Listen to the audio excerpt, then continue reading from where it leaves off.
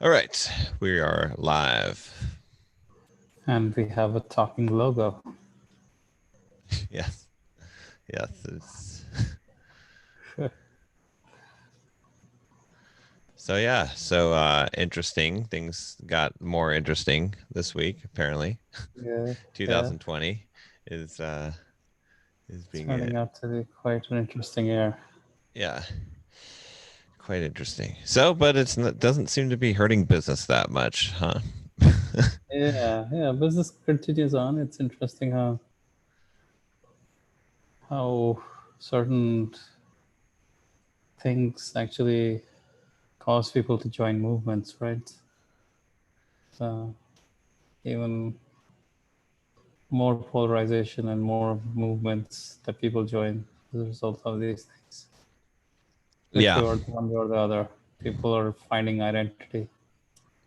yeah. I mean, I think that's perhaps a good lesson from all of this is that it's always identity, right? Like there's a big problem with identity politics, and but the problem is that people are seeking identity, and they'll always seek identity, even with the COVID thing, right?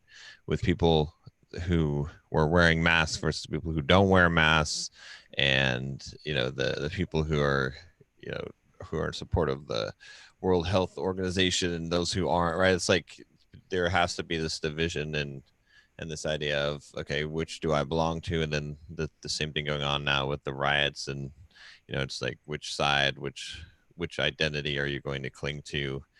And Yeah. that's what, yeah. So the business lesson is create an identity for people, a community, right? And and then that's what you sell is the identity. Yeah. I mean, these are tough times for anyone who's out there in the middle of this crisis, COVID, and now this crisis.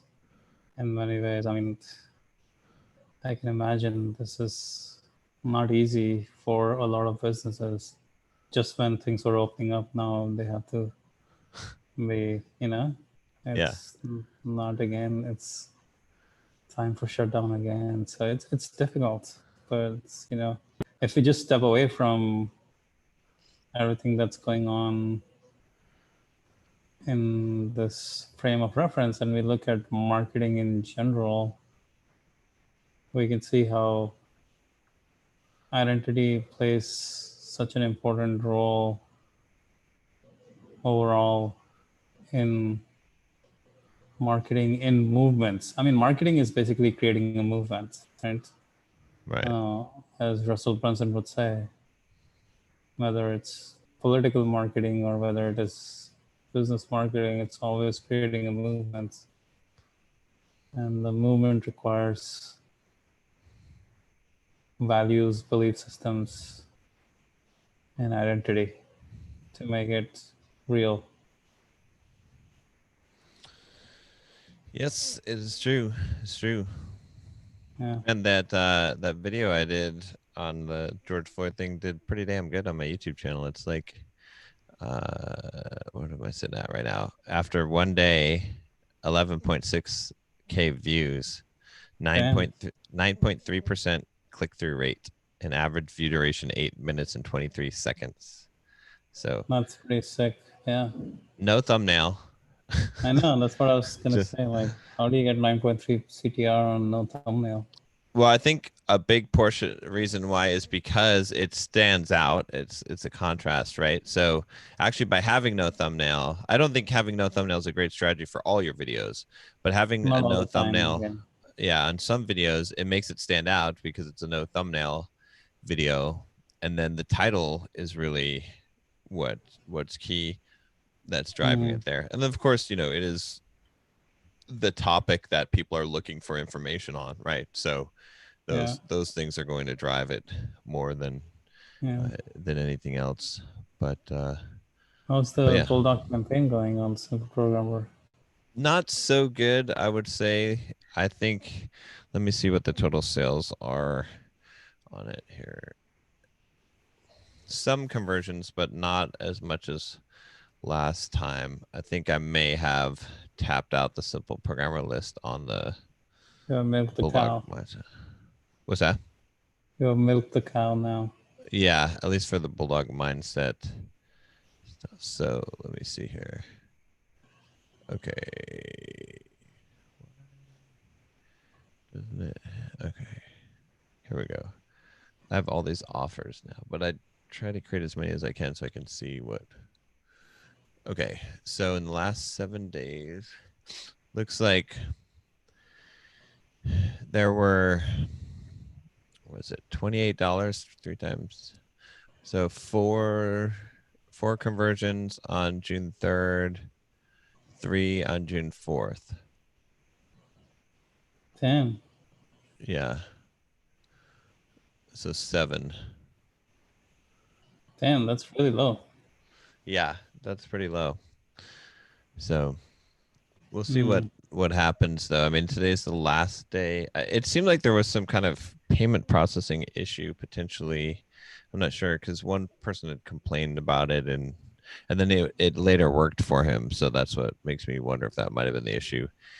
Hmm. Because there was a pretty decent amount of clicks, but How many clicks did you drive? let me see.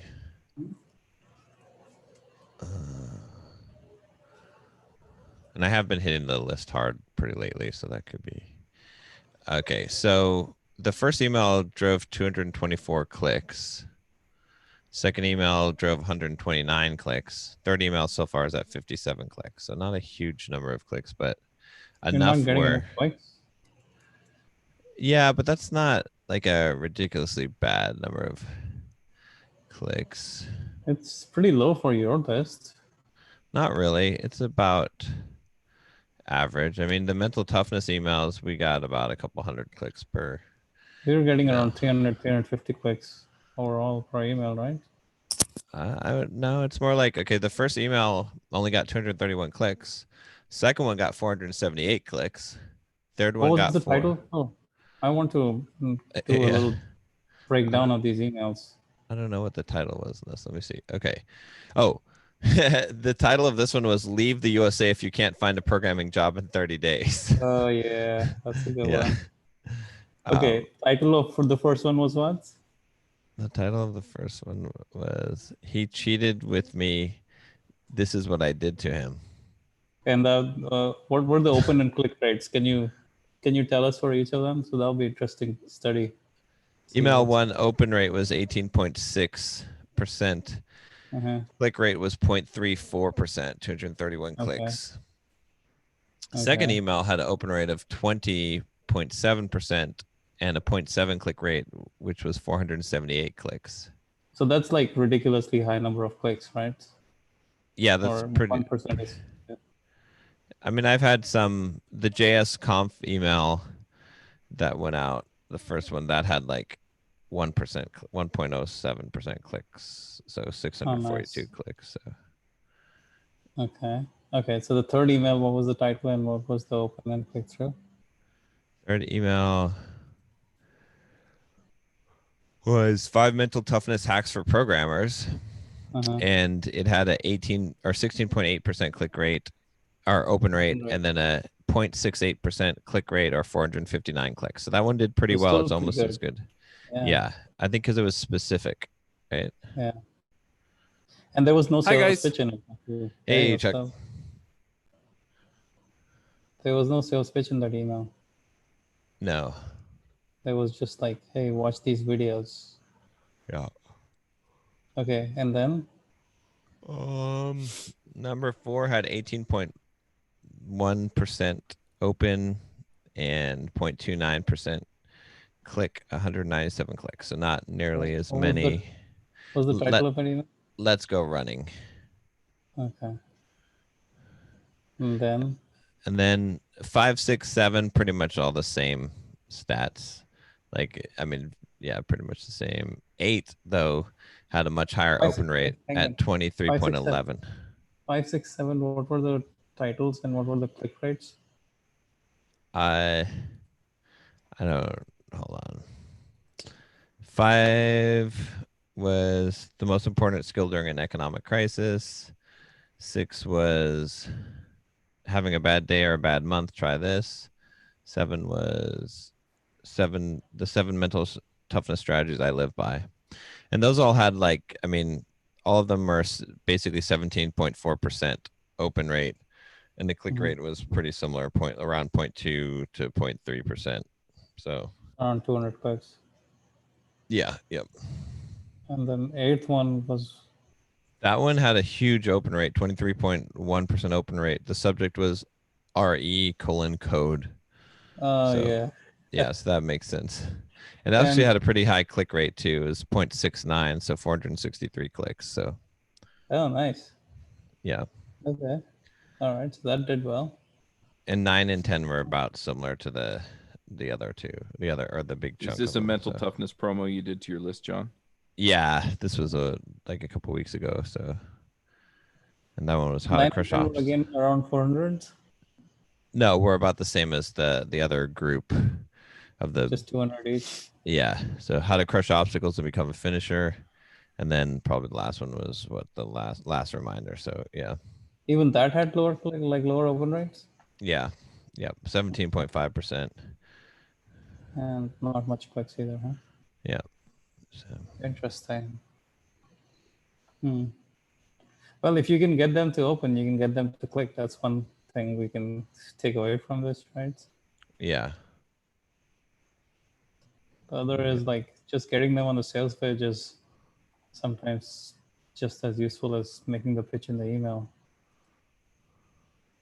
because the following emails can do the pitch again. But you can get them on the sales page. If you don't make a pitch, they're more likely to click to the sales page. yeah, yeah, So it's kind of sandwich, right? In between, you can make that email where you send them just to the email without this is a sales page with some specific value or knowledge, but don't make the pitch because they've already been made the offer before, so they know what the offer is and they're gonna get the offer again. So this one is just in between value email. yeah, yeah.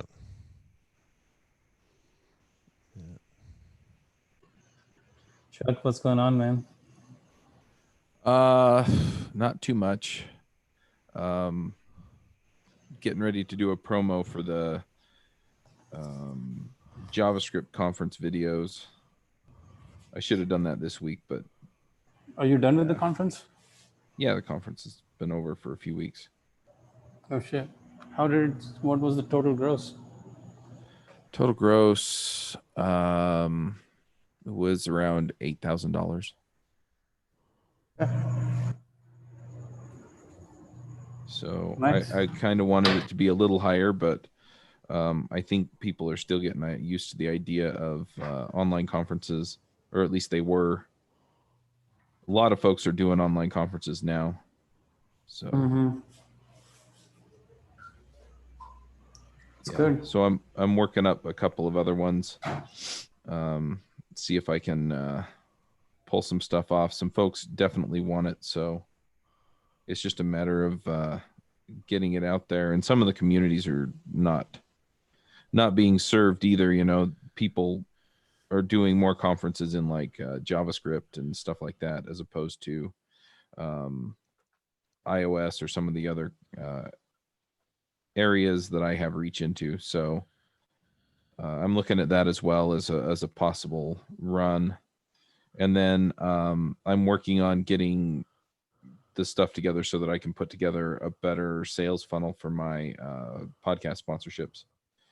So I'll probably wind up getting that together next week and then updating the email outreach so that it sends them through and preps them a little bit better to actually buy sponsorships. And I'm also thinking about actually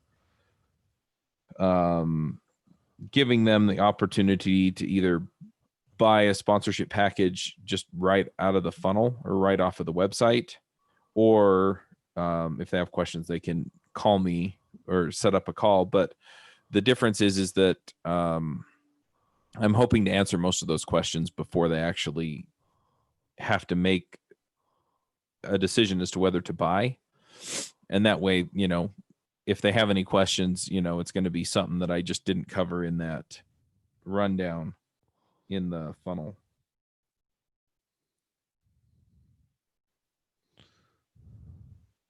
You should do a diversity conference, Chuck.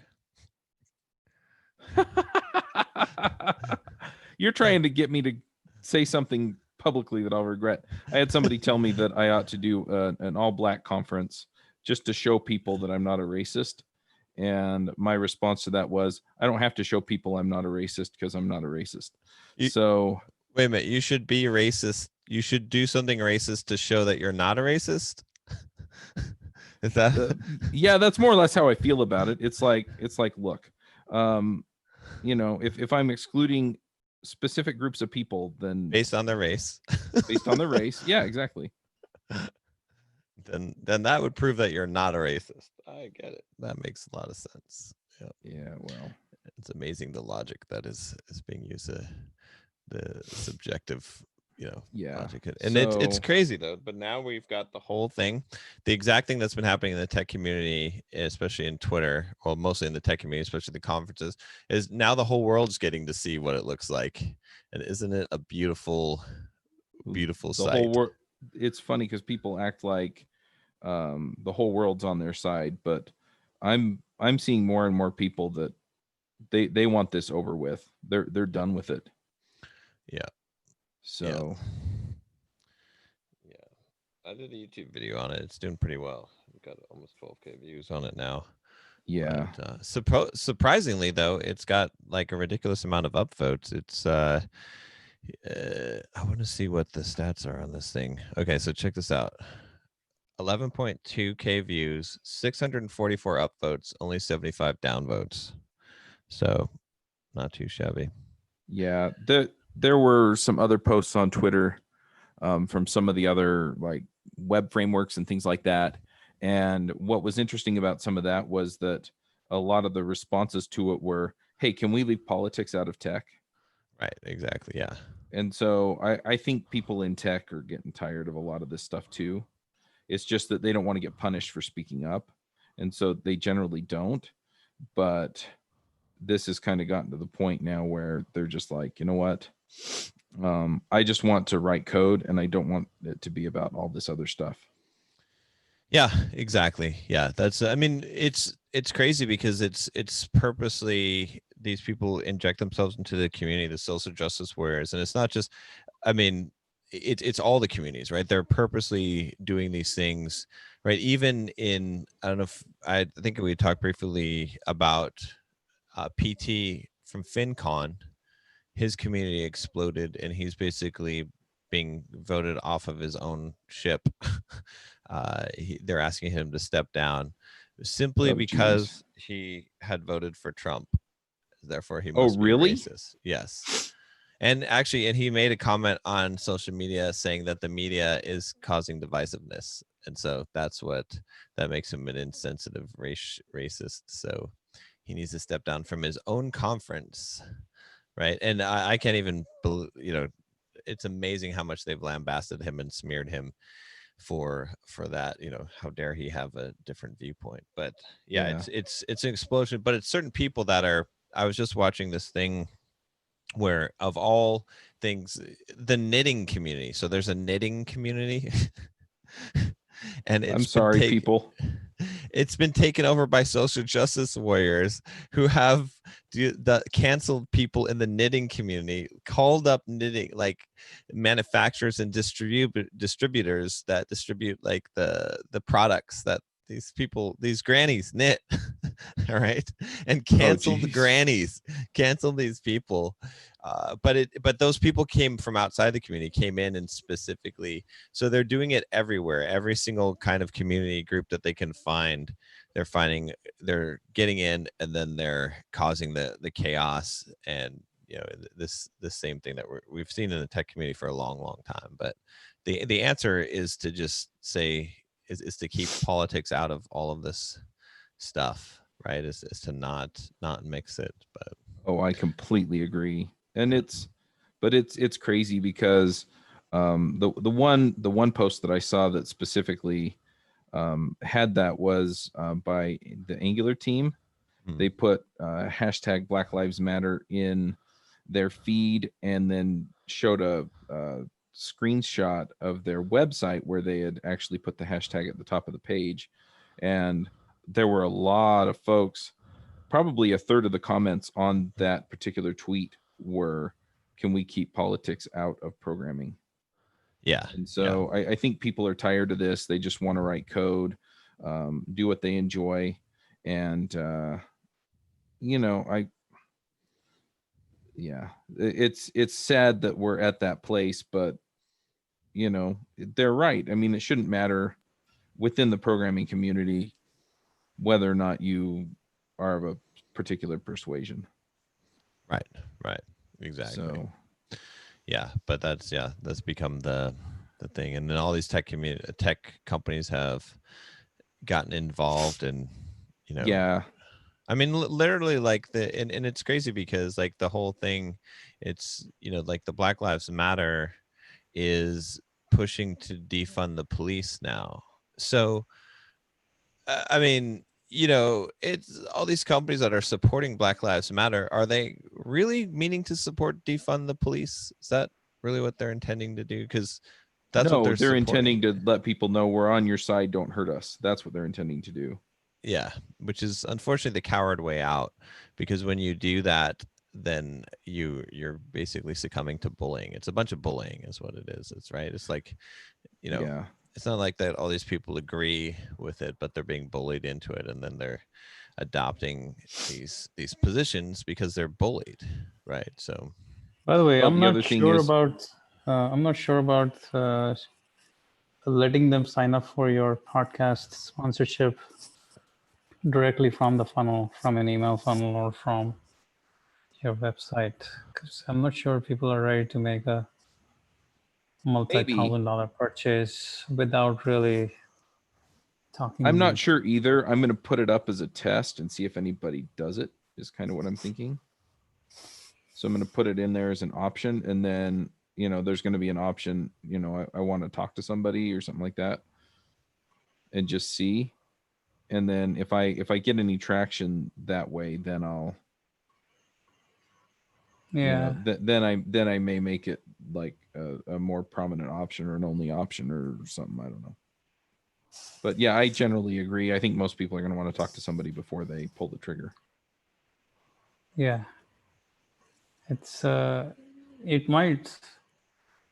Yeah, it's worth testing, though. I do believe that your number of calls you get might go down, because a lot of the excitement of getting on these calls is just to get to know the price, and in that process you can get to make your sales pitch and get to really convert them, right? Yeah. Because once they know the price, now they're just not clear on the value proposition, but they already know the price, and now they're in the middle of it. Yeah, that's generally true, especially on higher ticket items. So Yeah. I think you're right. But like I said, I kind of want to test it and just see. Has anyone done like sponsorship funnels? Not that I'm aware of. I'm going to be going out and looking to see if I can find any, because on the funnel challenge that I'm doing, today's a catch-up day, and I set aside some time to do whatever the assignment was today, and so yeah, so I'll probably just do that instead and see if I can find anything that looks like people have set up that is working, and then see what that looks like, because at least it gives me a starting point, right? I can mimic whatever it is that they are doing, and then kind of move from there. Yeah, I mean, if you can find a funnel, that would be great. Yeah, I don't know if I find a can. sponsorship funnel, then you have to find if it's worth going down the path. Because let me put it this way: getting anyone to pay any money online is a lot of work, and the more expensive it gets, the more intricate your overall funnel becomes, to the point where the only way to sell high ticket becomes either let them apply. Even if you make a pitch, you still make them apply, you still make them fill out an application form, and then you qualify them on the phone to get them to buy. But just a close without really any qualification, without really any conversation, on a high ticket Yeah. item upwards of a few $1,000s. It's just No, I agree. I think it is a hard sell. it's a hard sell, One, and it takes a lot of effort to get all of those pieces to work. I mean, yeah, selling freaking $99 product takes a lot of work to build out all of those proof elements and trust elements and credibility and yeah. So it may look more like a lead funnel where essentially I'm, you know, I'm Mhm. walking people through the process and then saying, click here to schedule a call or click here to get more information or something. Yeah, like getting them to schedule a call or getting them to apply after they have watched all your videos, that's probably a good funnel, like a Yeah. coaching funnel kind of, Well, right? To get them to they've talked apply. quite a bit about lead funnels, and that's basically the approach that I think I'm going to wind up taking. Yeah. So I agree with you, but I don't want to rule it out without trying it. And so it's just something Yeah. because honestly, if I can sell them with a video sales letter, you know, in a funnel, I mean that's a lot less work for me. But yeah, I don't know how realistic that That's is. a lot more upfront work for you. Yeah. Well, initially I'm And just going to set up the lead funnel anything, because it's yeah, easier to get rolling. But yeah, I may A/B test it and see if I can, you know, anything over like I said, $2,000, you have to get on the phone. right. And anything under $2,000 requires a lot of copywriting to make it work. Yeah, yeah. So we'll see. I'm kind of playing with the structure and figuring that out. That's kind of the main funnel that I'm focused on. Yeah. But yeah, so I'm going to be setting that up, and then I'm going to be reworking the email outreach to get them to go through that funnel Yeah. and get more information, get some training. I'm also Mhm. making some videos and just talking through some of the ideas behind it, and that way I can just send them to a YouTube playlist or things like that, Yeah, I or think you all of know, that email is, them and have the videos embedded or something like that, so that yeah. Yeah, all of yeah, that is good. In fact, getting them to watch all the videos before they jump on the call with you, all of those things are great. yeah. That's great qualification. And at some point, you got to convert No, I to agree. a call. And I think people are still going to want sales calls. I don't think Like, there's a way around okay, that. look at John's recent mastermind campaign, right? Even though people know him so well, it took quite a bit of like quite a lot of time to finally close. And how much was it? Like 6 people you got, right? Yeah, yep, 6. And one was an existing coaching client, right? So 5 yeah. plus 1. Yeah. Now I didn't do any real marketing for it. I mean, just a couple of emails, but still it's I mean, I gave the price up front. If I didn't give the price up front, I'm sure I would have sold more slots for sure, right? If I got on the phone with people and Yep. closed If you them. had gotten on the phone with people and built the value there, Yeah. that probably would have doubled your conversion, but then you would have to do more work. Yeah, I think what would probably make sense is to do like a 15-minute pre-screen, call for like, well, have the application and you pre-screen people on income levels first, right? Because you don't want to get Mhm. on the phone with someone who can't afford it at all. And Right. then get the people that you basically conduct an interview, a 15-minute interview where you're Mhm. making sure that they're the right fit for the group, and then at the end you make them an offer of what it'll be, but you're basically making them interview for the group. I think that probably is the way that I'll do it going forward. But I want to see how this beta one works first, though. Yeah, I have a friend that he put together the Mastermind Playbook is his product. And yeah, he interviews people before he lets them into his masterminds. So, So he teaches people how to put together masterminds. yep, he teaches you how to advertise them, build them, sell them, the whole 9 yards. What's his website? I think it's the mastermindplaybook.com. It's Aaron Walker. I don't know if you guys. Oh yeah. Iron sharpens iron. Yeah, iron sharpens iron. Yeah. How old is this guy?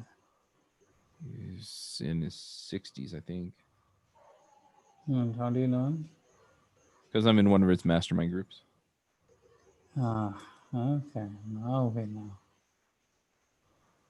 How much are you paying him for that? A lot, but it's been worth it. It's been really great. How much is a lot?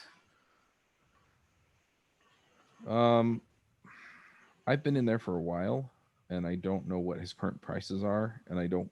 He's kind of asked us if we've been in there for a while and are paying less than other folks, that not to publicize Okay. it. So Just message us here. Yeah.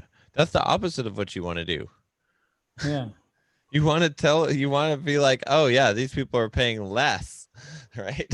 Because that says that you had to I raise know the price. he's raised his prices and stuff, and yeah. So No, I'm saying it's good. Like that. I mean, Yeah. obviously, if he's asked you not to, then don't share it publicly. But he should be asking. He should not be asking people to not share it publicly, because it's a positive. It's good marketing, right?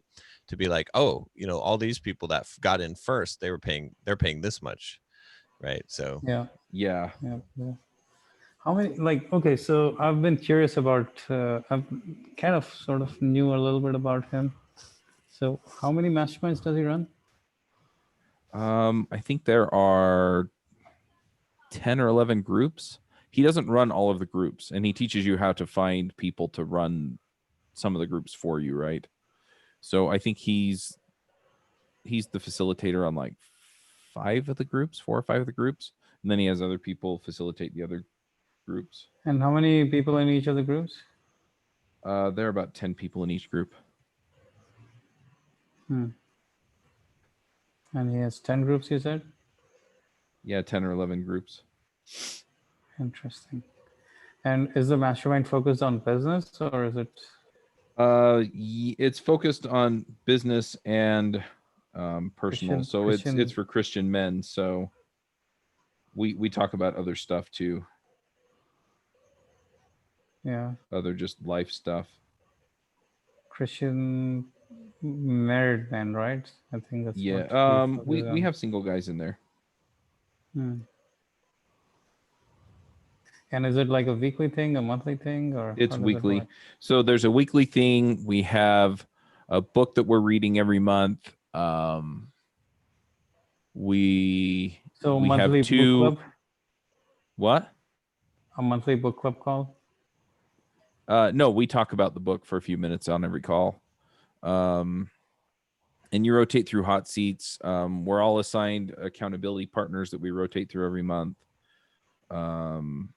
He actually gets experts to come in every week or so to talk to us. So he's gotten like authors of some of the books that we've read. So he's had like Mike Michalowicz and the 12-week year guys. Those are the last 2 books that we did, Profit First and 12-week year. We did them. We'd already done them, but we did them again. Some of the other books that we've read, he's had those authors come in.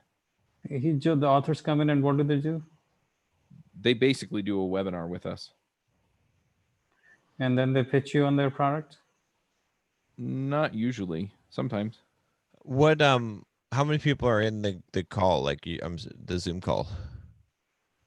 Not 10, each but week, all 100? Yeah, so each week on the call that I'm on, they're just the 10 of us in my group. Okay. Or about the author call? That's everybody. Okay. So that's so it's more of a webinar and less of a. I mean, Yeah. he does open it up for questions at the end, right? So we can all chime in. But is he on the call with the 10? What was that? Is he on the call with the 10? Yeah. Okay. So yeah, so that's kind of how I'm thinking of, like, because he facilitates my group.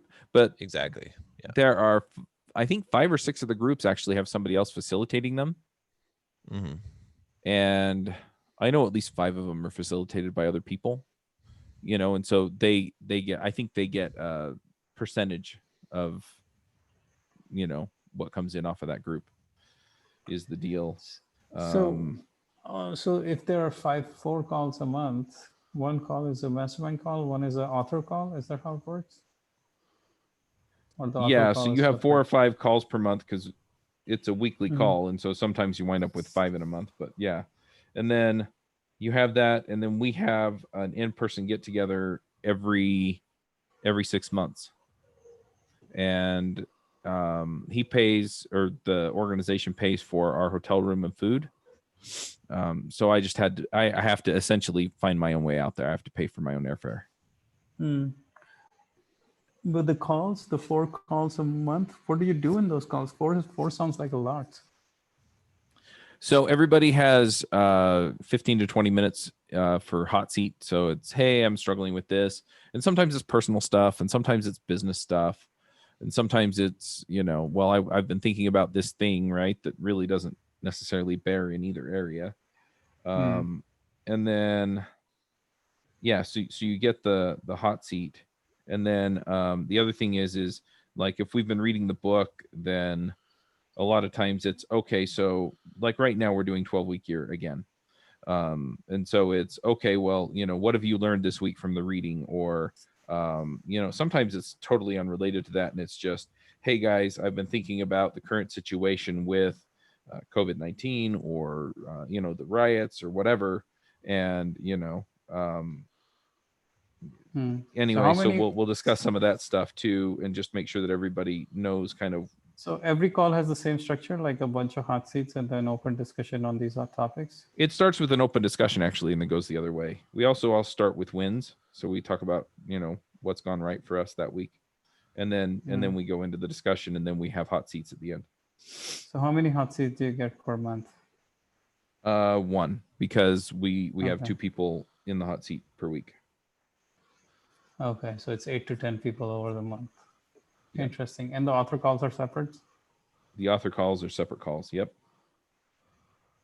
Is it only authors, or is it also other experts? It's other experts. I mean, if he has a friend that does whatever, or he met somebody at a conference that has a certain expertise, a lot of times he'll talk them into coming and sharing with us.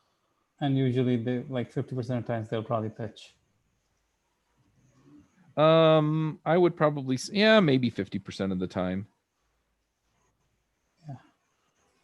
Anyone who has a pitch, who has anything to sell, will probably sell, or who has a Yeah. well-defined sales structure, a webinar, they will probably sell it. Yeah, but usually it's not a hard pitch or a hard sale. I mean, sometimes we do get, they're like, hey, this is my other thing or whatever, but yeah. And I don't make it to all of those, because he usually holds them at a time where I can't be on. Yeah, So I mean, it makes sense, because that's not the draw, but he's not going to get those people unless they can sell, right? Well, and I mean, okay, here's what it comes down to, right? We've kind of talked about this before, but I'm 100% sure of it, is that the people that don't know how to sell, they sell on things like this. The people who do know how to sell, they don't sell. They just create a bunch of value, and then at the end casually mention what they have going on and where people can find out more, or what their book or thing is, right? Because it happens all the time, right? I interview people and I'm like, I brief them before I interview them. I'm like, just create as much value as possible. I'll mention your product. I'll at the end we'll talk about it, and then they don't listen. The very first thing they do when I interview them is they say, in my new book, I was talking about this, and I just published my new book. And then they hold up their book, and I'm like, you fucking idiot. Like, you just lost all the trust of every single person that's watching this right now. Like, so the hard pitchers like that, they don't really know how to sell, especially in an environment like this, right? In an environment like this, your best bet is to just give a whole bunch of value, and then at the end just mention what you have, or what something about where people can find out more. And if you've given a lot of value, people will go and they'll buy your stuff. So pretty much, especially if I'm the one to bring it up, right? If you're on my show, and I'm the one going, by the way, he's got this awesome system, book, program, whatever. So I agree 100%.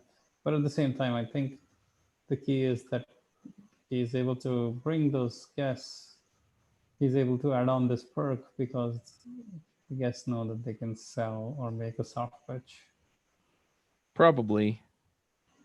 But even if they just make a soft pitch and it's like, hey, come join my mailing list. We have all this other stuff going on that, you'll like, and then they can sell you from there. Yeah. But yeah, so it works out pretty well. The in-person events are definitely worth it. That's all included in this money you pay. Yeah, it's all included. Like I said, I have to pay my own airfare, but other than that.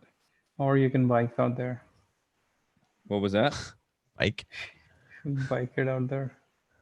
Yeah, all the way to Nashville. They've held it in Mhm. Nashville the last several years. Yeah.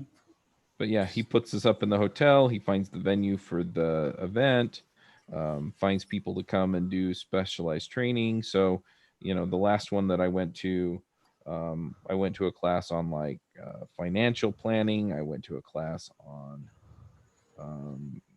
different aspects of marketing and business. Trying to think. But yeah, so and then just the camaraderie, right? Because we all already have certain things in common because he screens for those. So anyway.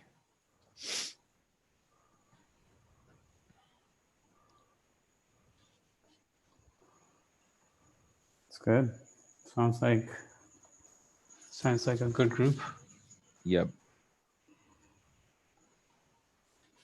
So yeah, so that's kind of how that works. Yeah.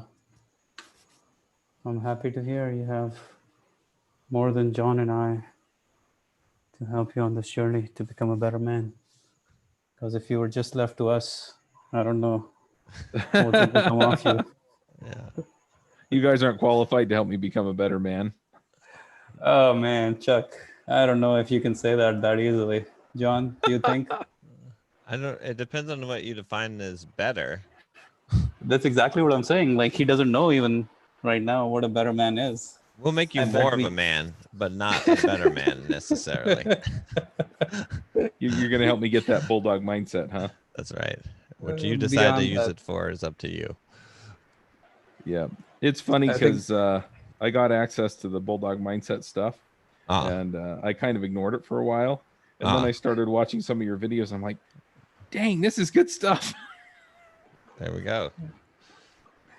Nice. Of Nice, course, it nice. was funny watching you try and go live on Facebook and having it die on you. Oh my gosh, stupid thing. I don't know what the deal is with this. Facebook has some kind of bug with Chrome. It won't, like, if you have multiple cameras, it won't let you. I was trying to like make my message about the George Floyd thing, and Yeah. and I was but I like, ended oh, up, I'm curious what he has to say. yeah. So I did a YouTube video anyway that was pretty good. I mean, it didn't address specifically like how it applies to Bulldog Mindset membership, but and then we had actually we have a Discord server. So check this out. So I don't know if you're on the Discord server, but I'm not. I'd like to be. yeah, there should be a link just in the Facebook group. If not, Okay, I'll check if it not, out. let me know.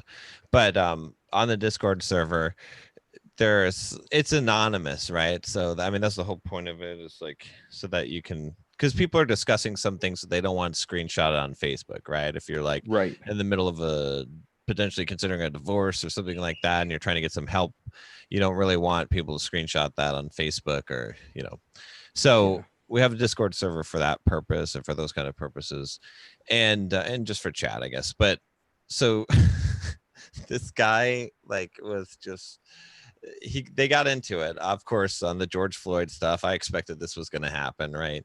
And he's just name calling, right? This other guy gets into this. So my admin on there, he was going to ban them, but he knew that I like free speech, so like banning people is not really something I really want to do. So he created a channel on the Discord server called Fight Club. And he moved them into the channel, and he said that in this channel you're allowed to you can name call and insult people and do whatever the fuck you want to do. I love that. So we have a channel on the Discord server. I think this is like no one's done this before, as far as I know, right? You don't get ever banned from my Discord. You just have to fight it out in Fight Club. If you want to, if you want to pick on someone or call them names, you can do everything you want to do in Fight Club. Nothing is going to be censored. You're not going to be kicked off the channel. There's no fucking rules, but just, be civil everywhere else. Do whatever that you want in Fight Club. That's really basically the only thing. So it's pretty funny. So, and then, funny. and then when you get people in Fight Club, you're like, okay, go ahead, call each other names, right? Like assassinate each other's character, right?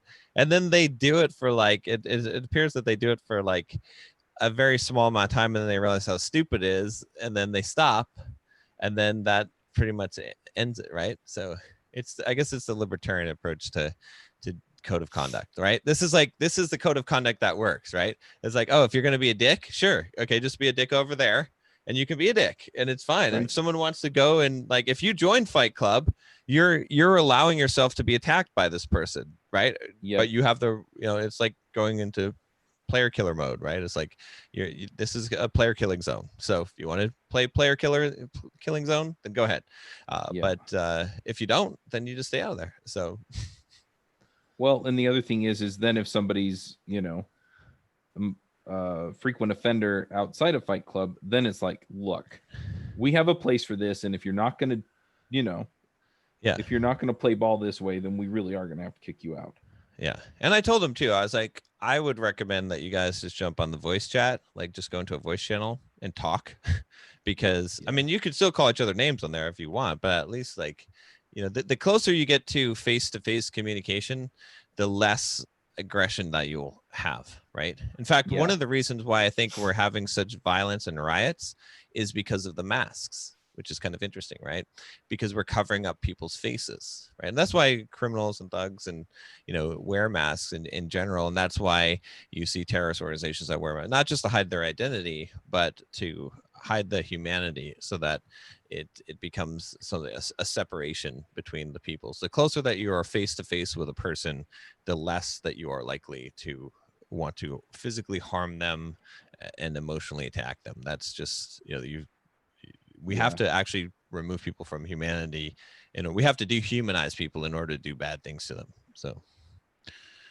Yep. Well, and I basically pointed out on Twitter and a couple of other places, I was like, look, I mean, the real solution to this is, as much as we can, we need the police and the people who don't feel safe around the police to actually, come talk to each other, right? So, go look at the police's record, go talk about, your cousin or brother-in-law that you feel like was brutalized by the police, but have the conversation, right? And the police go out of your way to not get defensive, and the people who are offended go out of your way to try and help them understand what they can do to make you feel safer. But also understand that the police have a primary duty for public safety. So if they feel like what you're asking them to do compromises that, they may tell you no. But in the end, the other thing is that in the areas where this is, where a lot of people don't feel safe around the police, they need to go talk to the local police department. Going out and yelling and screaming across the nation isn't going to solve it. Yeah. No, that's true. I mean, this is again why we need. Well, it's kind of funny the defund the police thing, but I'm actually in support of defunding the police. I don't think we need to have government police. I think we need private security. If we have private security, then we won't have any of these problems. The problem is that the police departments and police in general, like enforcement of law, does not have any incentive to provide good service to the people. There's no benefit to them. There's no monetary reward for doing good. I mean, a lot of people become police officers because they want to do good. So they're good people and they want to do good. That's their only incentive, right? But unfortunately, that doesn't work as a framework. That's why the government is ineffective. Anything run by the government is going to be ineffective because there's no incentive system which a capitalist system provides. And that's why if we have basically police forces or private security, right? Private security where where the security is paid for by the establishment that would like the police force, then those private security police forces will serve the people better. They will serve the establishment. They will treat people better. They will not, we won't have brutality issues because they're being paid for a service, right? So that's why libertarian viewpoint, I think, solves this problem like every problem. Yeah. Anyway, yeah, it's an interesting conversation to have. I don't know that this is necessarily the forum to have it, but well, yes, no, we should bring it to Twitter, to the tech community in Twitter. oh That's where- geez. yes, a conference track. I am going to withhold comment on that particular comment because I will only say things that will get me in trouble. So I'm running 50 miles tomorrow. Actually, it'll be at like 4 a.m. tomorrow. So, Oh, is this your ultra marathon? yep. So, Good deal. Where are you running it? just in San Diego and just doing like 3 loops around the bay. Can you at least put some like paint on your t-shirt or something that this is a 50-mile run, don't get in my way? Or I'm running 50 miles, suckers, while you're sitting on your ass and doing nothing. Something to the effect, at least people know that you're running 50 miles, otherwise nobody would know. That's I don't know. I don't know if Yeah, I need well- people to know. I need to make some video though, and to take photo. I need to remember to record some You video. could document become it. Forrest Gump. Yeah, Just keep running. I'm working on the Forrest Gump, Right. so You got the hair, the beard. yeah. Just run. Just keep running. Run, People will Forrest, join you. run.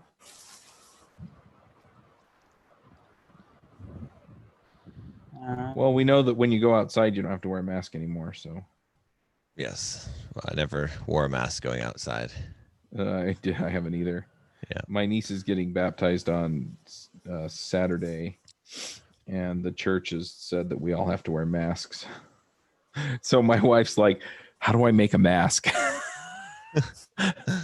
Because she got one for me and one for her, so that we could go to the grocery store. Costco's requiring people to wear masks.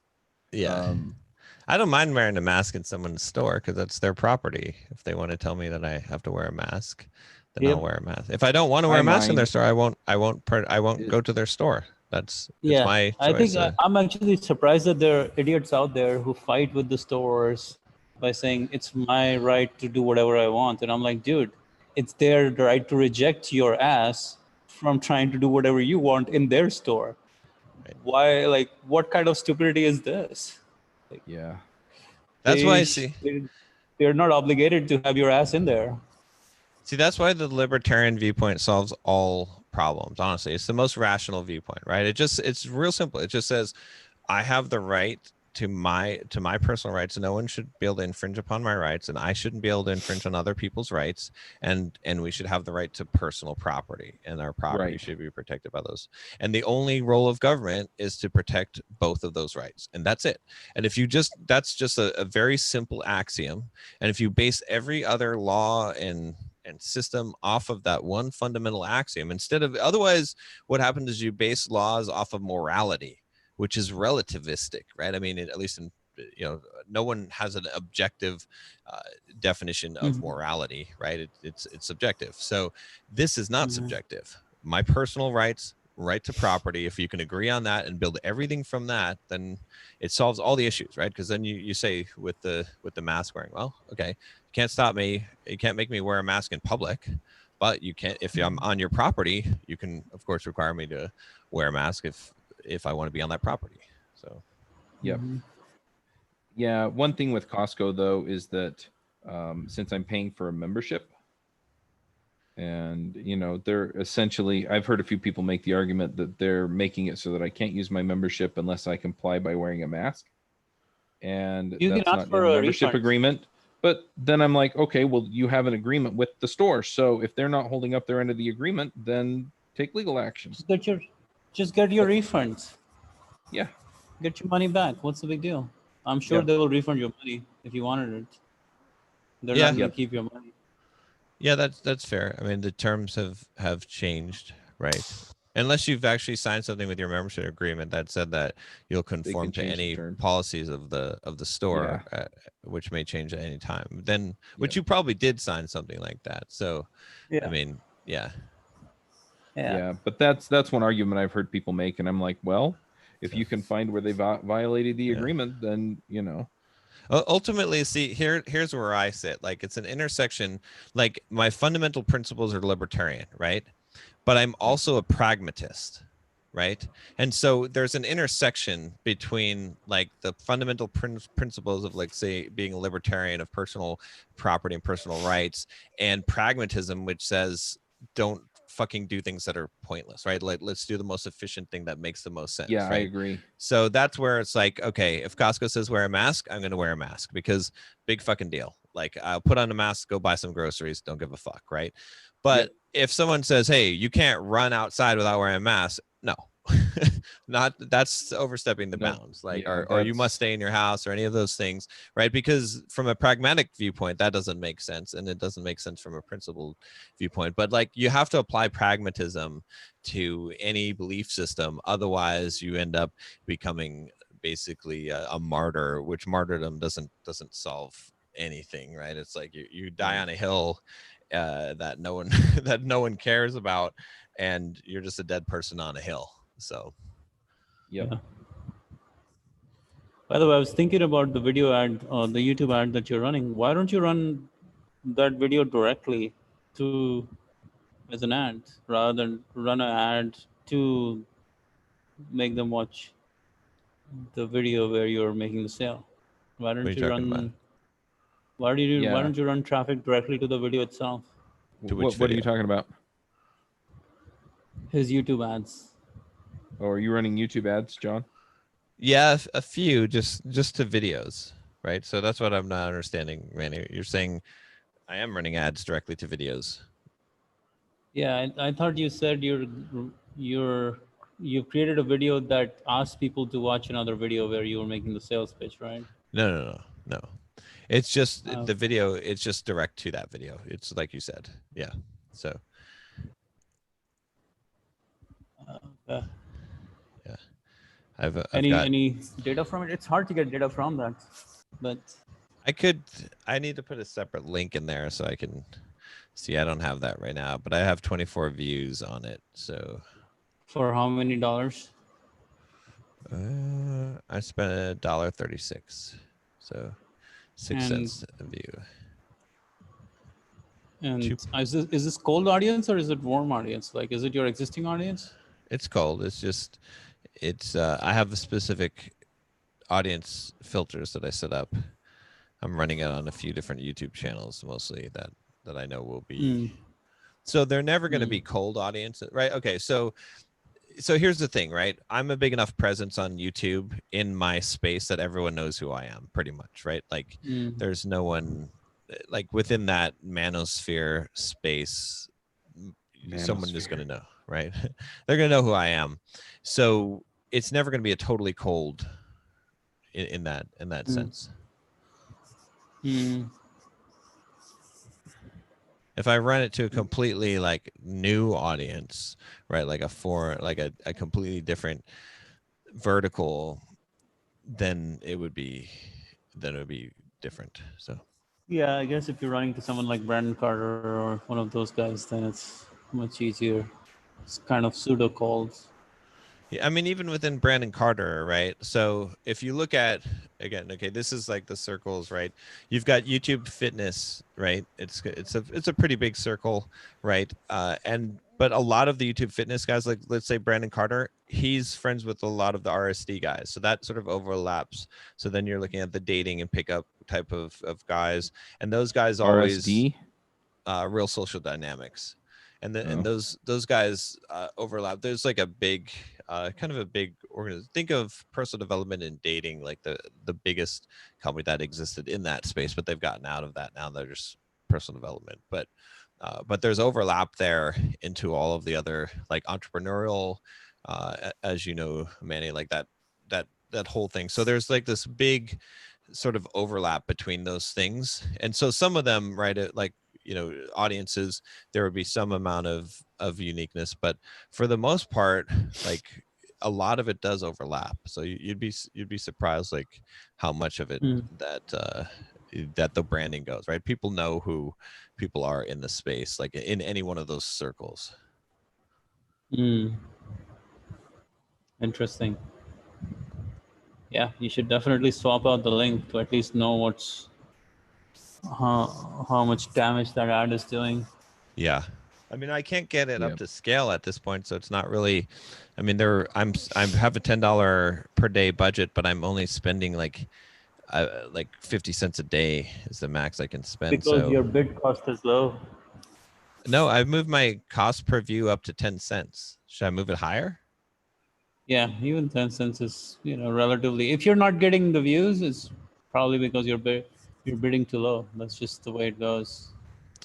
I mean, my average cost per view is 6 cents. All right, I'm going to make my max cost per view. I'm going to make it 20 cents right now. I'm going to double it just to see what happens here. How big is the audience size? That's a good question. Is there a good way to see the audience size? Let me see. If you were on Facebook, I could tell you exactly where it's at. Okay. Audiences. I can't tell what the exact. Because these are the variables you're playing with. Either it's the audience size or it's the bid. That's really, or it is the ad is irrelevant to the audience, which probably you can't tell right now with just 24 impressions. You really Yeah, but don't have any data. So how do you see what the audience size is though for the entire? I don't know on YouTube. I could tell you on Facebook. YouTube, I don't know yet. You'd think there'd be some way. Has to be in your yeah, you should be able to find out. Ad set is where you set the audience, but I'm not sure in YouTube where the ad set sits in the whole scheme of things. Wherever you set your audience, that's where it should show you the audience size. Because if your audience size is only 1,000 or 2,000 per day, you're not going to get much reach anyways. Right. Because then, and if you're, yeah. But you want to find like, I mean, if you're targeting the specific. I want to be as specific as I can, right? That's large enough of a size because that's you can, if the more specific you go, the more you have to pay. Yeah, that's true. So yes, you're right, but then you have to increase your bids to get in front of that audience. Well, I just increased it to 20 cents a day. Let me see what the. Oh, interesting. Oh, okay. There's a bid simulator, so it's estimating the views based on the max CPV. So, oh, I see. If I want to get $10 a day, then I need to have. That's a tool provided by YouTube. Yeah. Okay, so I should definitely be maxing out because it's saying that I should get 924 views at an $89 cost per day, which is more than I even need. So maybe I should just make my cost 13 cents per. I'm going to do 13 and see how that, because that shows that I should have plenty. Right. And so that's going to take into, what's that? How many views is it saying with 13? It says at 13 cents a day that 13 cents a view that I would get 329 views a day at a cost of $25.44 out of 10,124 impressions. So can it serve that many impressions? That's what it says. Otherwise it wouldn't be putting that. Is it telling you based on the existing audience you put in there? Yeah. If you change the audience, does that change the data set? Well, I don't want to change the audience, but. Well, you can always remove it. Let me see. But I'm using just video discovery for the ad group type. So I'm just running, so that comes up on the sidebar and stuff for searches.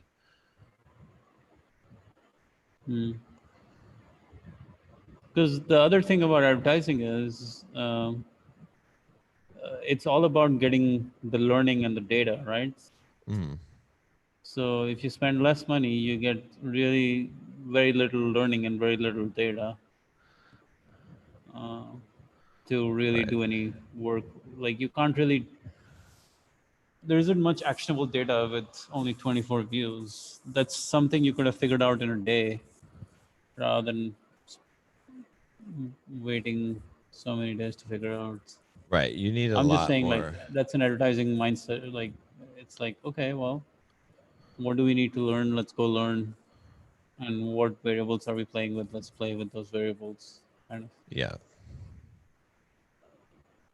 But yeah, the bigger the budget, or the at least the bigger the bid costs, and the bigger, the faster the learning, and the more focused you become on getting the lessons. Yeah. Let me see the placements. I can see where the ads are shown too.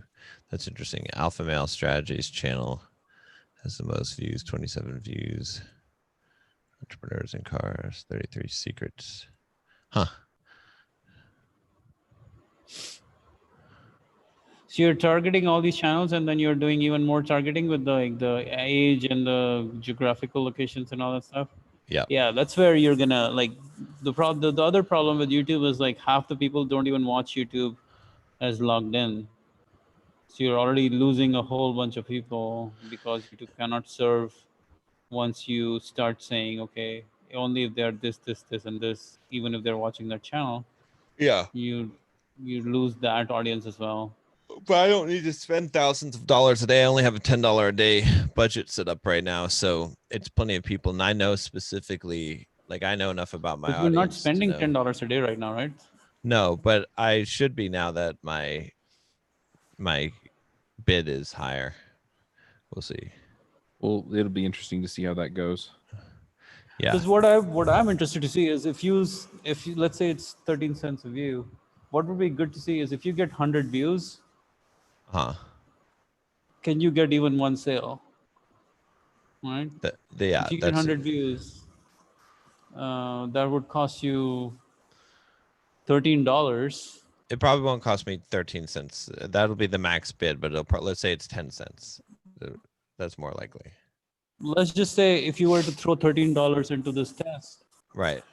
you would at least know with 100 views what are you getting out of it, and then you know, is this video worth sending more traffic to, or whatever it is. Right. Yeah, that's true. That's a good. I need to change the link in the video so I can track the sales on it. Yeah.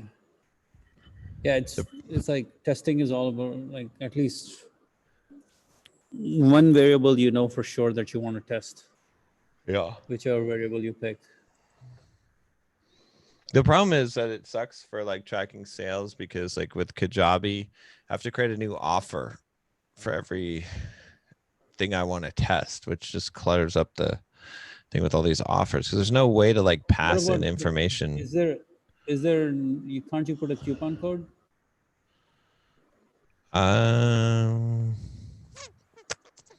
Or Maybe. is that offered directly? Like in the video, do you say there's a coupon code, or do you just say get the trial here?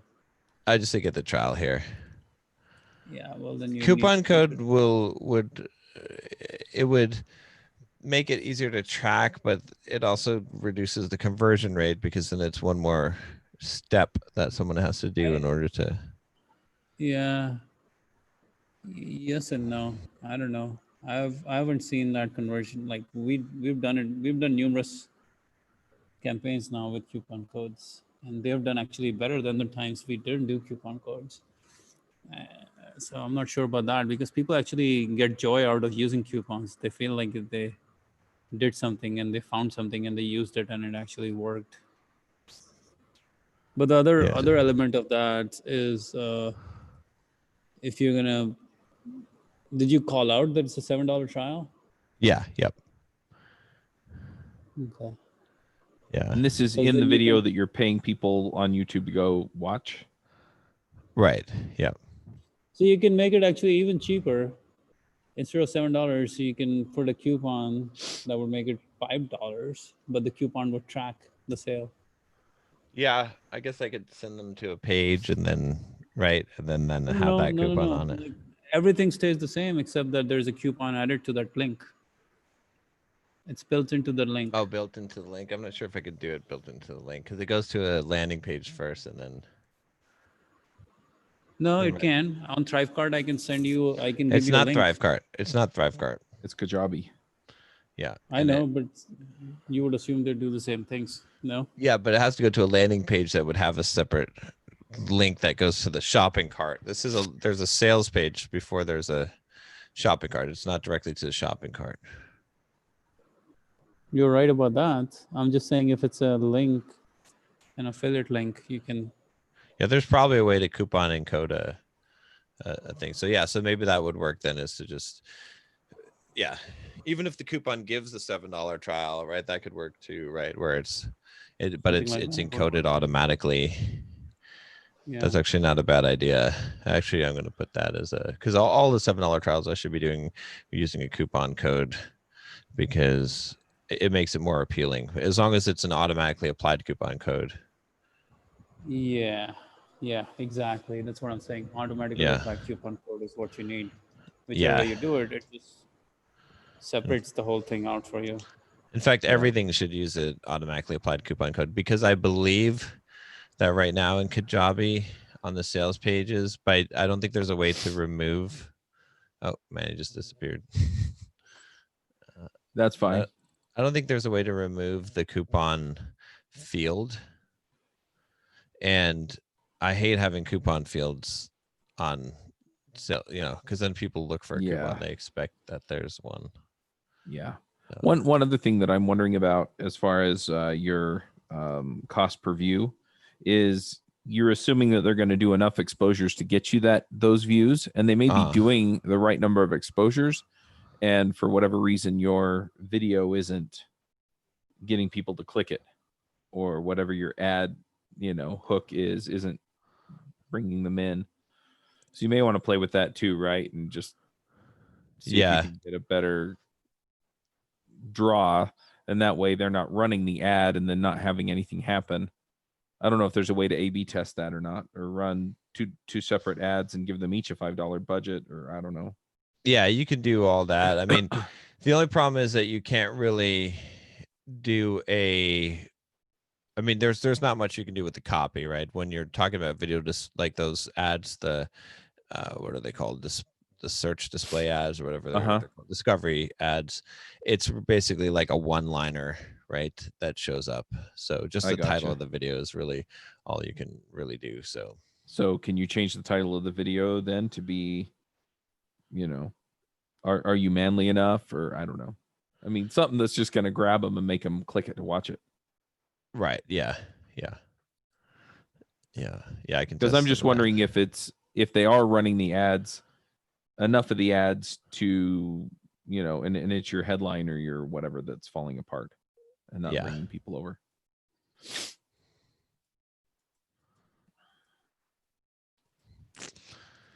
All right. I don't know what happened to Manny. I think Is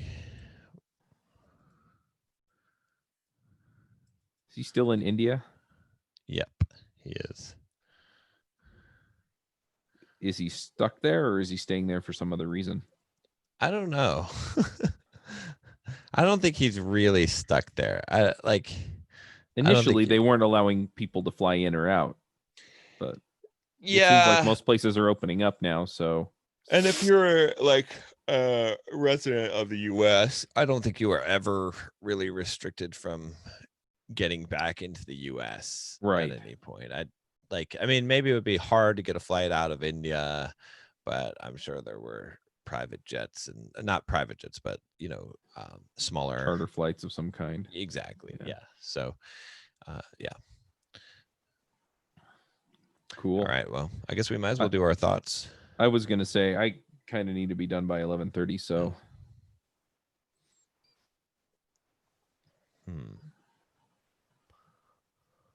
I mean, for me, it kind of goes back to, when Manny was trying to convince me it's probably not going to work to let people buy sponsorships on the funnel. I have just come to the conclusion more and more and more that the things that I didn't think or didn't know would work are things that I probably ought to try and just verify, because I've seen some people do some crazy stuff and I'm just like, that would never work. And then it turns out to make them a ton of money. Yeah. So, you know, a lot of times I have kind of the pie in the sky ideas that I'm talking about here, but this is pretty practical. Give it a shot and let it fail and then do something else.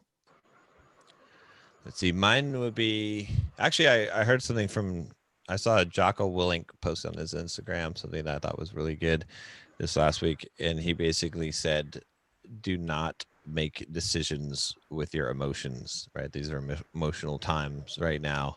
And you must use ration and logic and put aside your emotions and think about long term versus, you know, short term. Emotional is short term thinking. And I think that's really important, is to not make decisions with your emotions. I mean, it applies in all areas of your life, in business, especially with things going on right now. People are very emotional driven. It's not really logical or rational driven. And people are making poor decisions because they're making emotional types of decisions.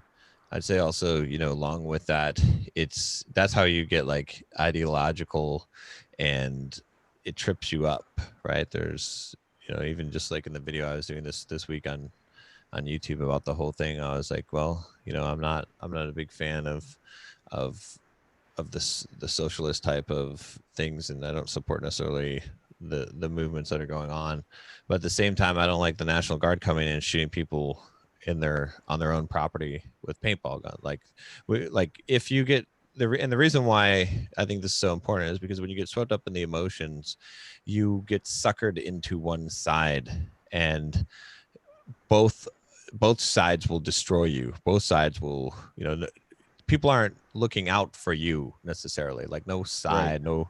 no, you know, political religion is looking out for you as the individual. You have to look out for you. And so, you know, you have people that are like ardent Trump supporters, and they've now just made the mistake of like supporting, you know, some bad tyrannical decisions that come down the line of using force to quell violence. Like not so good either, right? You know, and then that's how we get into an authoritarian police state and, you know, and whatnot. But it's all emotional driven, right? It's all because if you were thinking logically and rationally, you would just say, what is good for me? What makes sense? Like, do I want to, you know, and that's, I think that's the problem, is that when we think emotionally, we stop thinking rationally, and we start, it's easier, you know what it is? It's lazy thinking. It's lazy thinking to let someone else think for you, right?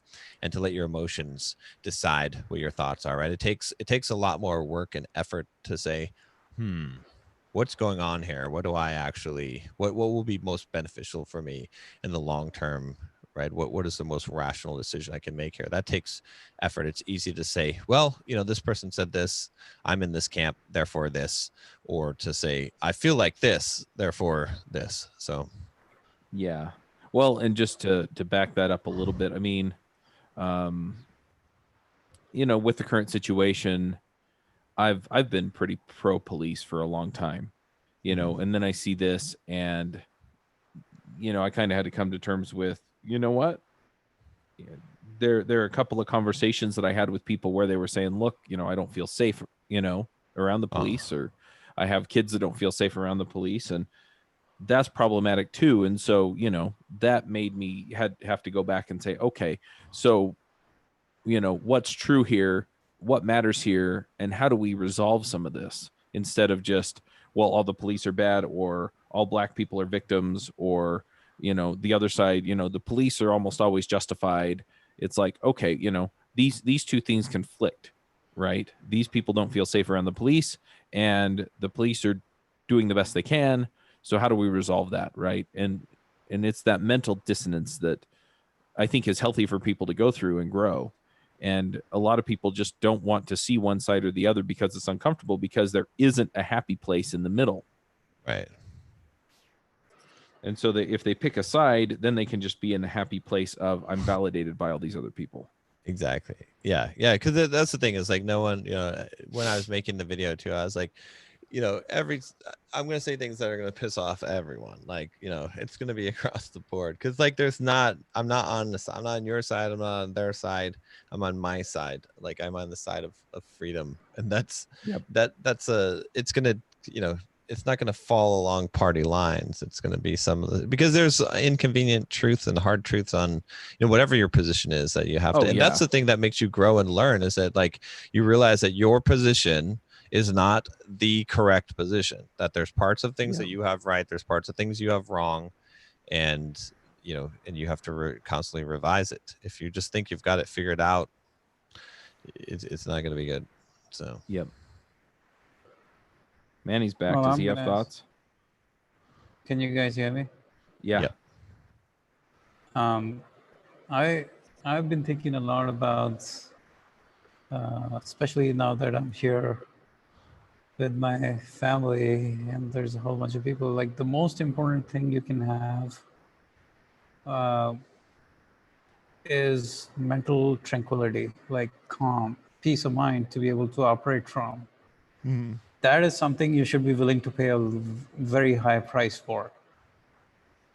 Right? Very few things should be able to perturb you, because if things perturb you easily, then you cannot do your work, your life's work, or whatever your mission or whatever you're on.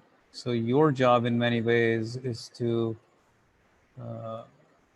keep seeking that way to tranquility and never let situations uh, define your balance. In some ways you have to be like, okay, this is the cost I pay for tranquility. Every time there's a cost to pay, you just pay that cost, because what you get on the other side with tranquility is far more exponentially powerful, because it gives you the space to think clearly and to be able to make a lot more money than what you would yeah. if you got involved with losing your peace of mind and your tranquility, and then you just waste 2 hours or 5 hours or 10 hours, rather than saying, is this little ego battle worth my tranquility? If it's not, I'm stepping out. Is this little spilled milk or coffee or day's food, or even like even if I didn't eat anything for the day, is it worth taking my mental tranquility out for? In most cases, the answer is no. Like I'd much rather have my mental tranquility than I'd rather have a delicious meal. Yeah, no, I think that's a really good point. That's a very stoic viewpoint. And it's very true, right? It's like I think that's a good reminder, because I keep on like having to think like I need to really just go back to the turn off my phone, turn off all news, turn off all social media, right? Because like you think about all the shit that's happening, none of it Yeah. actually really affects me except that I've allowed it to, right? And if it affects your Yeah. tranquility, like you said, it's like if you didn't know anything about riots going on, you know, aside from if you had to go downtown or something, right? It wouldn't matter to you. It wouldn't affect you, right? Like you wouldn't be harmed by not having that knowledge. So, or knowing what kind of idiots that your friends on social media are. Like that, Yeah. it's better to not know those things and to keep your tranquility, right? Yeah, and it applies in so many different paradigms. Like someone Yeah. said something to you, you can choose to now fight it, or just choose to tell yourself, well, it's not worth my tranquility. Yeah, Right? Well, exactly. Someone and it's offends back to you. what. No, go Huh? ahead. No, I'm just building on that. Go ahead. Well, the thing is John talked about, you know, whether or not it's worth it, right? So you have to have the pragmatism to go with it, you know, and that it's back to the same judgment call where, yeah, if you have that inner peace or that tranquility or whatever you want to call it, that allows you to move forward without making those major emotional decisions. And for example, I've run into a couple of things where, you know, I could, in what I feel like a sort of righteous anger, I could actually go and cause trouble for other people, you know, on a legal basis, right? Right. And you know, and I texted John about it, but you know, at the same time, yeah, it's not worth it. It's this massive fight. You know, it's the same thing with Costco, I can be pissed off that I have to wear a mask in Costco, but at the end of the day, it's not hurting Costco. It doesn't make a difference Yeah. to Costco. None of those people Yeah. are affected by it. They probably get yelled at about it on a daily basis, and me yelling at them too isn't going to make any difference. So I can either let it affect me or not, and if I allow it, if I take control and don't allow it to affect me, then I can move forward with the things that really matter. Yeah, the way it evolved for me was that at home, every day they were starting these new projects. Like, okay, let's cook this today. Let's cook up this storm and let's cook up that storm and this and that. And that would cause so much drama. And like, oh, there are 10 people here. Now we're doing this. Now we're doing that. And I'm getting involved, even though I didn't want to get involved. So I was Right. like, okay, you guys, if you're going to start these projects, I'm just going to fast the whole damn day. Yeah. So I literally started fasting for a whole day because they started these cooking projects, which were like big dessert project or big this project or that project. So I said, you guys do this, I'm fasting. Right. So I did it a couple of times and then I realized, oh, this is really good. Because this is the ultimate game of life. Like if I can just have control over my own thinking, everything else doesn't really matter. Like I got to let go of these things, let go of my attachment to like awesome food, let go of my attachment to my ego being satisfied, let go of my attachment to being right all the time, let go of my attachment to winning arguments with people, let go of my attachment to so many other things. If I just can keep my mental tranquility, it's worth in gold. Yeah. Yep. Yeah. No, I agree 100%. It's a hard thing to do though, right? It's hard, but Yeah. it's such the, yeah, it's the right way, because Yeah. so much of this shit, it's picking the hill that you want to die on is another way of thinking about it, Yes. right? And it's like Yes. very, very few hills are worth dying, and you can only die on one hill. Like, so Yeah, and you're I like, think it's like going back to that book, what the subtle art of not giving a fuck. He talks yeah, about a lot as well. Like you really have to almost get to the point where you only give a fuck about a very few things in life. Like you yeah, really take out. Now, I feel like a majority of people are giving fucks about a million things, and yeah, you got to get to the position where you allow yourself to only give a fuck about 5 things, which right. includes your health, your family's health, and maybe I don't even know what else could be as important, and your business. Right. Yeah, which is interesting because most people's like biggest thing that they give a fuck about today, right now, what is it? It's Other whether people's opinions. yeah, whether other people agree with them, essentially, right? Yeah. So all these Yep. people posting stuff on social media, all the people that are Do like people think doing I'm whatever. racist? Yeah, And it boils down to it's not going to affect your life after next week. right. Yeah. So Well, okay, so I'm gonna add to this that if for someone this movement is important and extremely important, because I'm a brown person, right? So I can tell you from my vantage, like it really is. If this is something you really want to give a fuck about, then go for it. Like if this is something that is so important to you and this is your values and mission and principles and this is where your life is, then yes, by all means, this is what you really should be involved with. There's nothing wrong with it. And everyone has to pick and choose their own battles in life. And everyone has to pick and choose where they want to spend their life's energy. I I sort of I agree agree with with that. you, but I'm going to push back a little bit because I'm going to say this.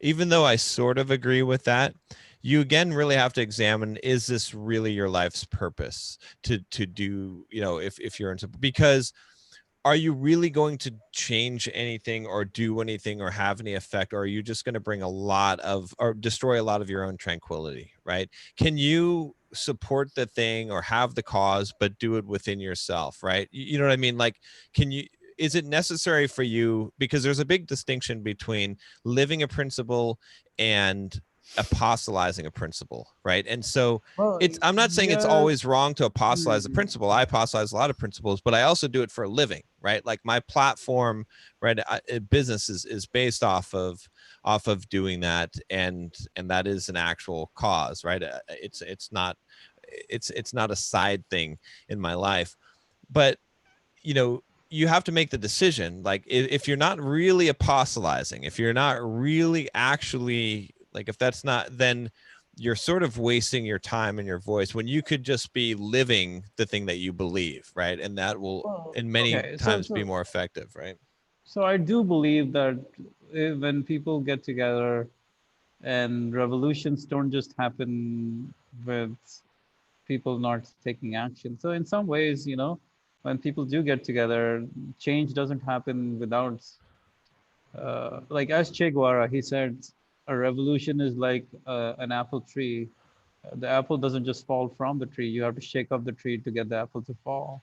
And that's very true. Like, sometimes people do need to get together to get attention, to get people to make a change. So I'm not sure if I can, like, if getting together, or like if protests, like civil, like there is a movement, like people should be allowed to participate in the movements, and people should be, and with people getting together, maybe there will be change. I hope there will be change. Well, I the hope question that is will cause the biggest change. and I agree with you, except that the question is, again, if you're giving advice to an individual, what will affect you as the individual, right? Well, they Well, have to, like, everyone Yeah. has to So choose, because it has to be in alignment with their values and beliefs and mission and principles. but it doesn't matter because in the aggregate, yes, changes can only happen when everybody votes or everybody, right?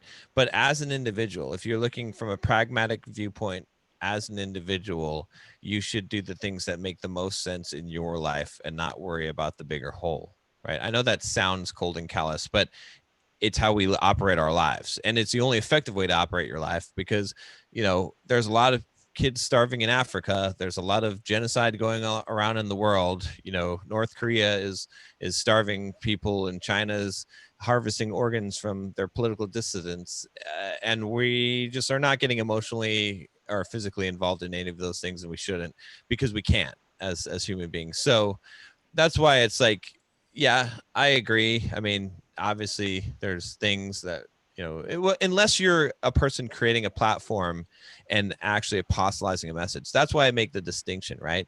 Because you could say, well, John, you're a hypocrite, because don't you just go and preach about things?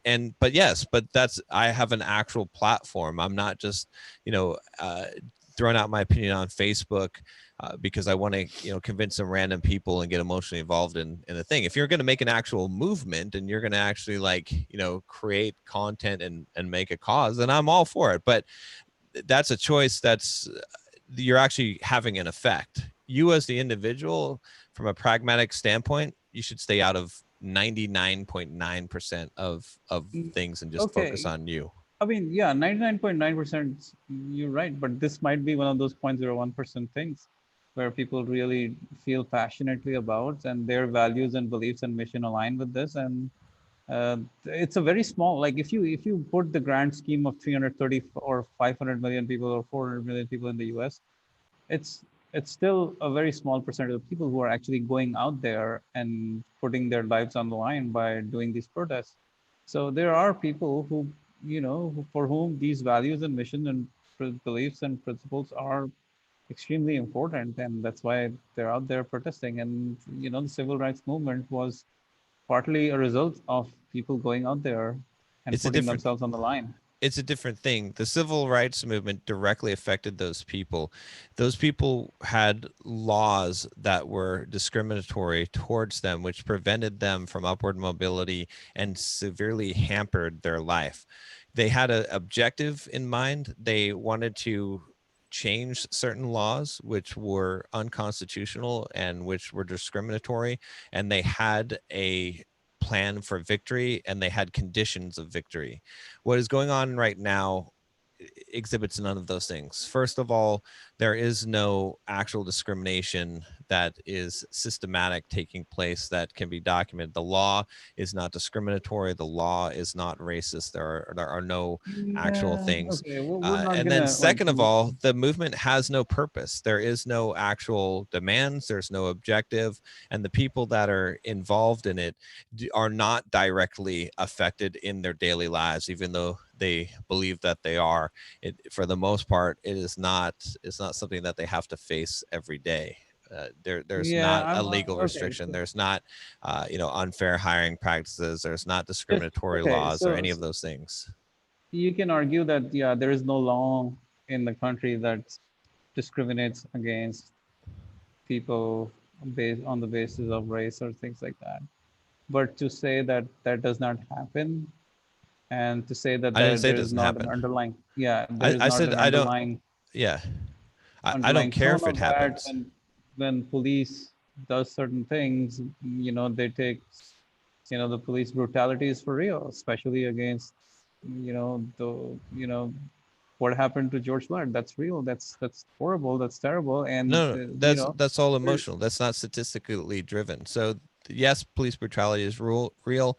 Yes, the statistics do show that police brutality is increasing and that it is a concern. And I'm concerned about it as a restriction of freedoms and the police state. But it is not true, and the numbers do not show that Black people are disproportionately brutalized by police or killed by police. In fact, the numbers actually show the opposite, that more white people as a function of even of population and percentages are brutalized by the police. That's what the actual numbers show. Everything else is an interpretation of that. So this is, it's not like, I mean, these are not things that are up for debate. And even if they were, what is the exact outcome, right? When Martin Luther King Jr. had a protest and was trying to move his movement forward, he had exact negotiating points. He was trying to pass specific legislation. He had a victory condition, right? So what is the thing that needs to happen, right? You can't just say people need to stop being racist or cops need to stop being brutal. That's not quantifiable. That's not a metric. That's not something that can be, it's an excuse that's being used to try to justify think something that's there not should be I'm going to some- jump in here because, for one, I think we've deviated from the thought, and for two, a lot. I need to get off soon. But as far as what both of you were saying, I think in some sense you are both correct. John's bringing up, what the statistics show, and my research, because I've gone and looked into this, it mostly backs up what John's saying here. But as far as like the tranquility and whether or not you get involved in movements like this and things like that, honestly, I've taken stands on things that have cost me, right? And the reason I took the stand on that is because I wouldn't have tranquility with myself taking the other stance or making the other right, even though ultimately one way or the other, it affected me negatively to take the stand that I did. But at the end of the day, I had to live with the decision, and I didn't feel like I could live with the decision if I made it differently. And so some of these folks are going out and they're protesting because they feel like if they don't go out, then they're missing an opportunity to affect change, even if it's nebulous. But at the same time, other people are looking at it and going, it's not worth it, or they're saying they don't agree, or a million other reasons why they're not getting involved. And I also agree with John that some people are out there and they're getting involved because they want to be seen and things like that. And that doesn't necessarily lead to tranquility. So for those people it probably isn't worth it, but they go anyway. And a lot of these decisions are emotionally based, which is where we kind of started with this. But at the end of the day, I mean, you have to act according to the values that you have, and you have to act according to what you think is going to affect you, like John said. And I think there's a bit of both. I think there is some emotion that will come into some of this, but it's emotion of, I don't want to regret this decision later, and so I'm going to make this decision now. Yeah, I think I would agree with that. I think that's Anyway. I think that's I've got to fair enough. take off, guys. But Yeah, I think we should all call it a day. All right. All right. Hi guys. All right. See you Talk guys later. next week. Yeah. bye. Bye.